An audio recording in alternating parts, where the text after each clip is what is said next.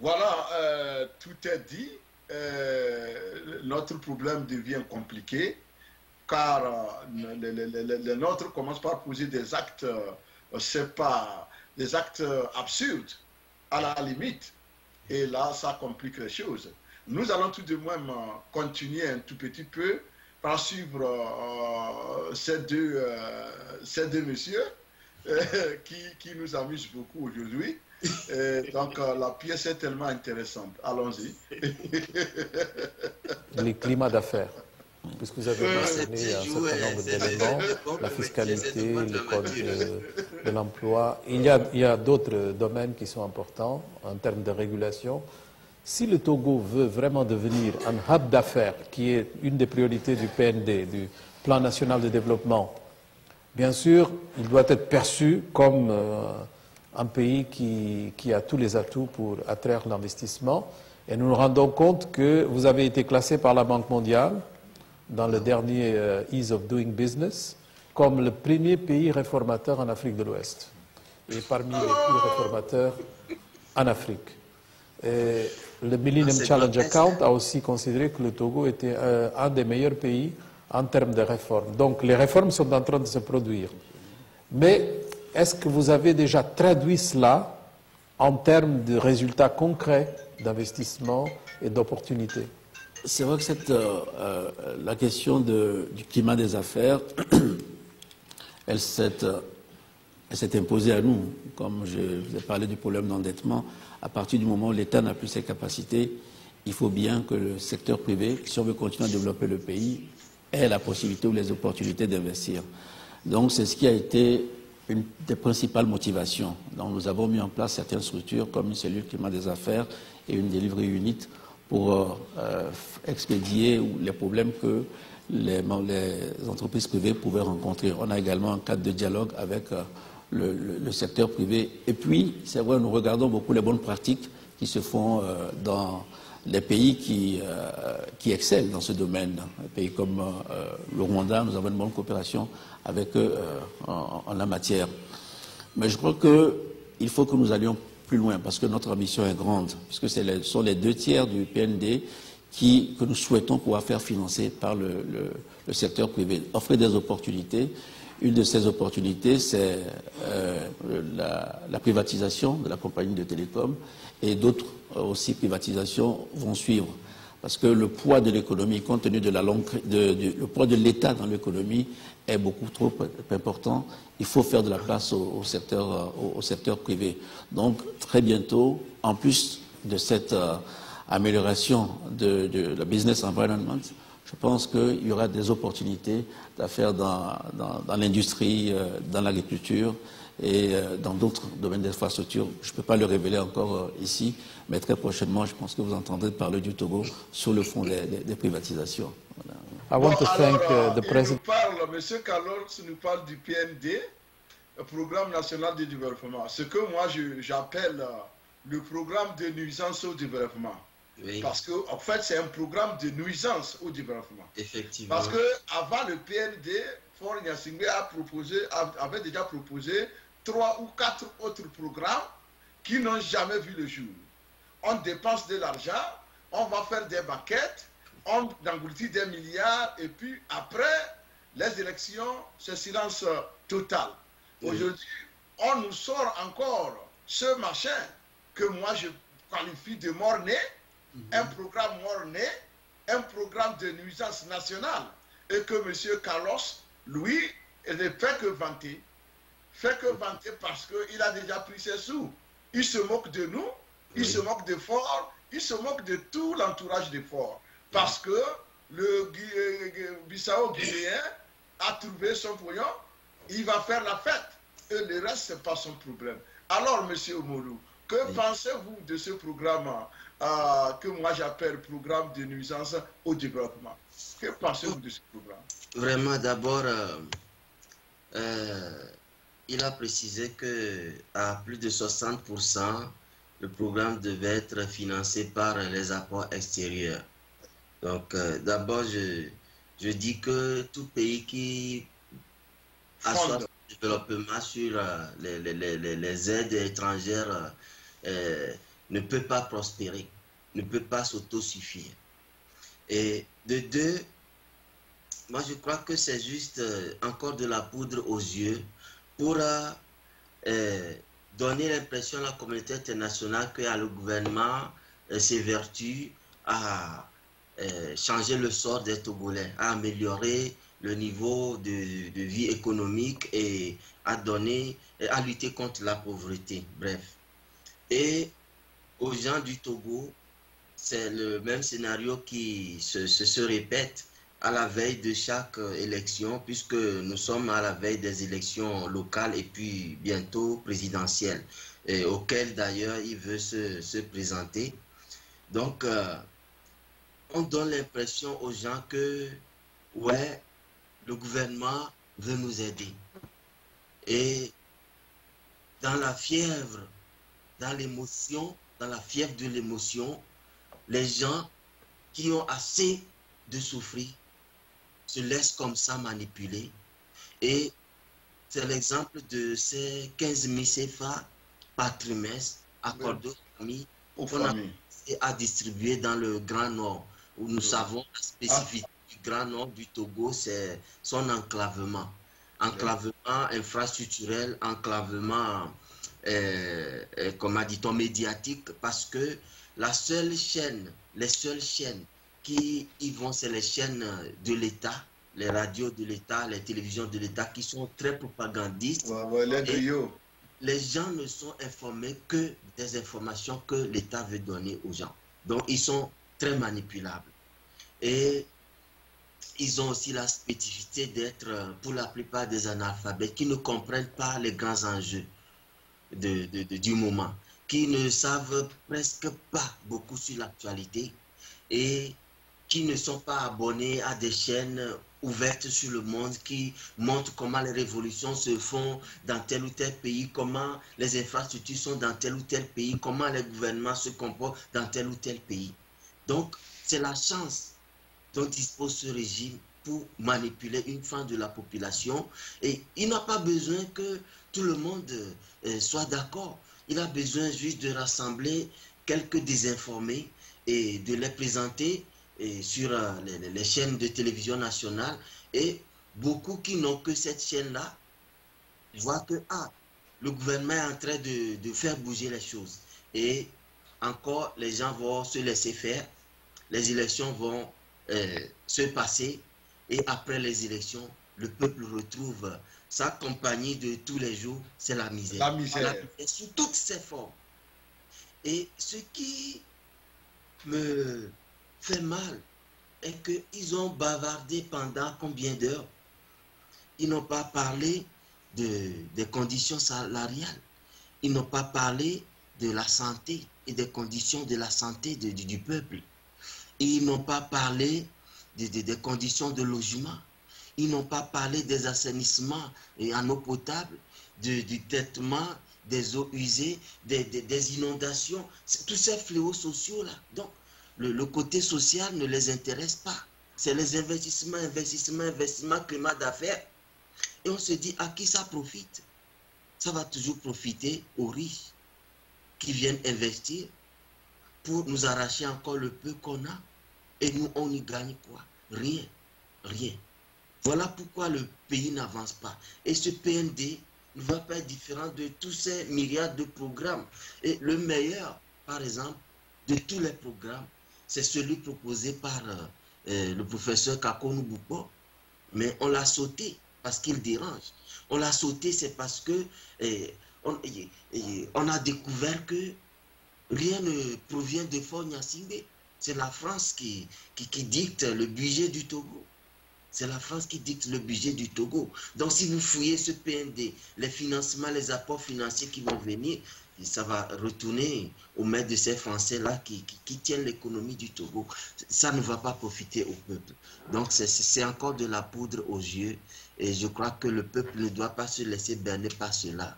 Le peuple ne doit accorder aucune importance à Faure et son programme. Le peuple ne doit leur accorder aucune audience. Ce que doit faire le peuple, c'est de prendre son courage, se mobiliser et dire à Faure Gnassingbé, il n'y a pas que toi qui peux diriger ce Togo-là. Il n'y a pas que toi et ta famille qui peuvent diriger ce Togo. Il n'y a pas que vous qui aimez ce peuple. Il y a beaucoup d'autres qui l'aiment. Il y a beaucoup d'autres qui ont des compétences. Même au sein de son parti politique, il y a d'autres qui sont compétents. Si nous prenons M. Kakonou Boukoua, il était du parti. Quand lui, animé par l'esprit de justice, d'objectivité et de l'excellence, il a pris une autre trajectoire. Et voilà, il a été vomi. Vous voyez, ça veut dire que même les gens qui sont compétents au sein du parti de Faure Gnassingbé ne peuvent pas diriger le Togo. Ils font tout pour que ce soit que eux, et c'est nuisible pour le peuple. Le peuple doit tout faire pour dire un au revoir à son président. S'il veut un au revoir à l'amiable, ou s'il ne veut pas la mobilisation populaire et le lynchage, nous sommes prêts à le lui offrir. Merci. Je pense que si nous voulons continuer par suivre cet entretien qui n'est que, c'est pas un montage grotesque, oui. On n'en finira pas. Et nous avons déjà passé 1h30 d'horloge, oui. Et je pense que nous allons, c'est pas réserver le reste pour une autre fois, oui. Et afin de permettre à nous, c'est pas fidèles téléspectateurs et téléspectatrices, de digérer ce que nous avons pu offrir aujourd'hui, oui. Et afin de pouvoir revenir pour une autre fois pour un autre menu, parce que nous n'en avons pas fini. Oui. Il y a beaucoup à dire. Mais oui. Je vais rapidement, c'est pas vous inviter à vous prononcer par rapport à une autre interview que Faure a accordée à la BBC, oui. Pendant qu'il était à Londres pour oui. ce fameux PND.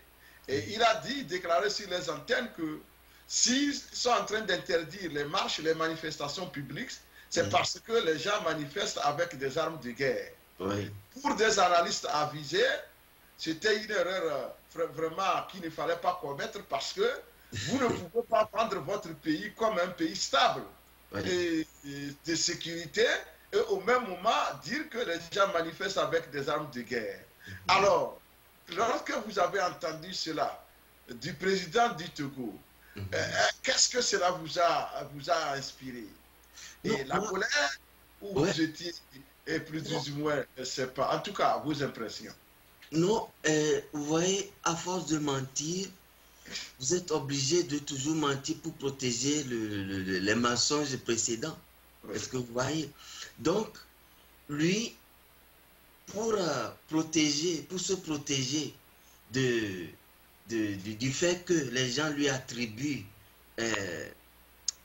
une attitude de tyran, de dictateur, d'oppresseur, voulant se montrer démocrate, il veut montrer aux gens que non, il est en train tout juste de lutter contre le terrorisme, contre l'insécurité.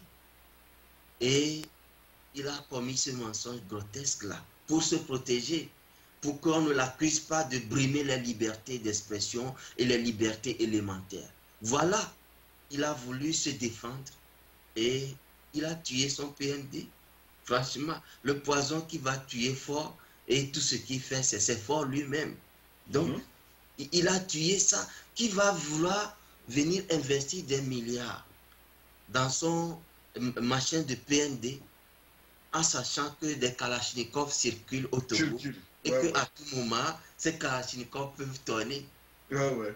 Voilà, Dieu est vivant. Dieu est vivant. Togolais. Et voilà, il sera obligé de démentir que non, que l'arme qui circulait a été trouvée. Donc le Togo est en sécurité. Et dans ce sens-là, il doit autoriser les marches. Et voilà, il n'a aucune raison d'être un tyran. Donc, les investisseurs peuvent venir parce que les Kalachnikovs ne circulent plus. Donc, franchement, moi, j'appelle ce peuple à être plein d'espoir. Et quelque chose me dit qu'il n'atteindra pas 2020. Il n'atteindra pas. S'il s'entête, parce que tous les signaux sont ouverts pour que soit ils se rétractent pacifiquement, soit qu'ils veuillent s'entêter. Non, il y aura quelqu'un dans l'armée qui va prendre le courage de faire le boulot, ou le peuple, il y aura une dernière goutte qui va faire déborder le vase, et ce peuple-là, qui en a marre de souffrir, de 42 ans de règne de son père et de 15 années de tyrannie du fils, va se soulever et va mettre fin à cette folie. C'est vraiment une folie d'un forcené, d'un écervelé qui ne réfléchit pas, qui ne pense qu'à une seule chose, garder le pouvoir, garder le pouvoir. Je crois que on dit ce qui coupe le pénis du cheval se trouve dans le ventre du cheval. C'est ce qui se dit en peuple Mina au Togo. Donc, à force de s'entêter, va être son propre assassin. Ce n'est plus quelqu'un qui va le tuer, mais c'est lui-même. D'ailleurs, il a tué son PND, il reste à tuer son pouvoir.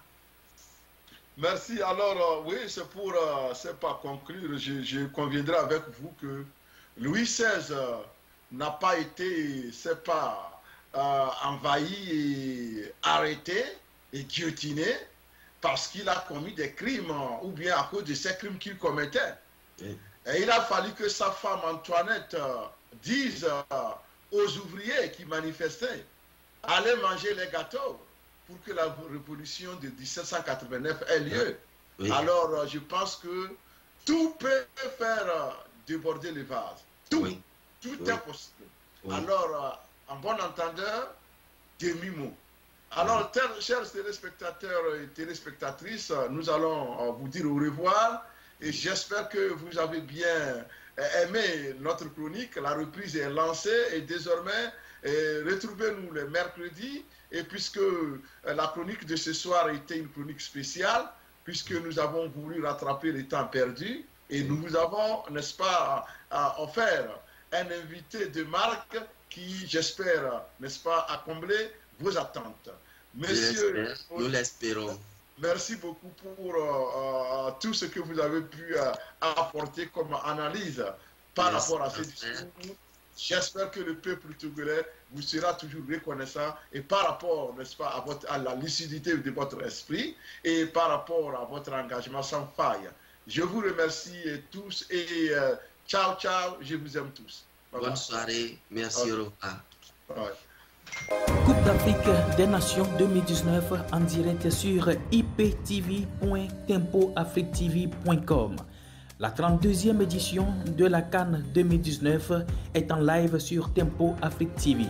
Du 21 juin au 19 juillet, suivez le duel des nations qualifiées à l'instar du Sénégal, Maroc, Cameroun, Mali, Burundi, Algérie, Bénin, Nigeria, Afrique du Sud, Ghana, Kenya, Zimbabwe, RD Congo, Guinée, Côte d'Ivoire, Angola, Mauritanie, Tunisie, Égypte, Guinée-Bissau, Namibie, Ouganda, Tanzanie et surtout le Madagascar pour sa première fois sur iptv.tempoafrictv.com.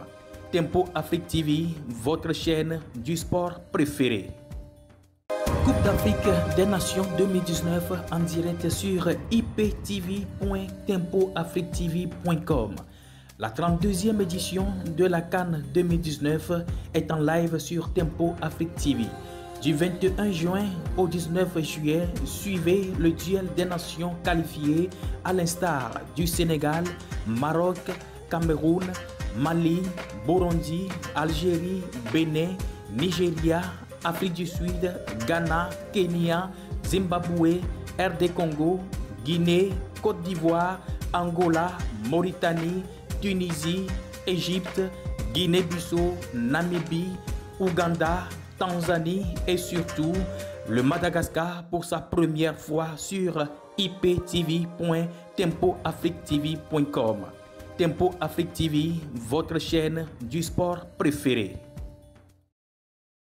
Du nouveau à Minneapolis, Tempo Afrique Travel. Vous voulez voyager? Achetez vos billets d'avion à l'agence de voyage Tempo Afrique Travel. Avec l'agence de voyage Tempo Afrique Travel, pas de problème de connexion. pas de problème de transfert de vol.